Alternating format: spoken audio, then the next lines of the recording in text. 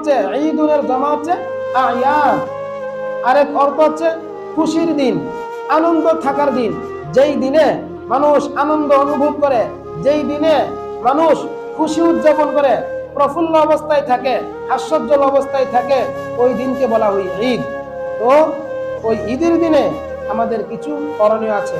ঈদের দিনে আমরা গোসল করব, গোসল দেওয়া ঈদের দিনে সুন্নাত।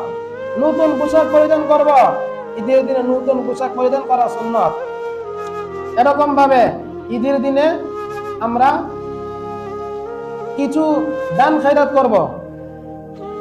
আজকে আমরা অনেকে সামর্থ্যবান আছি, আমার ছেলে মেয়ের জন্য ঈদের পোশাক, ঈদের নতুন জামা ক্রয় করছি, কিন্তু দেখেন আপনার বাড়িতে, আপনার বাড়ির আশপাশে এরকম এতিম শিশু রয়েছে, অসহায় দরিদ্র মিসকিন ব্যক্তি রয়েছে,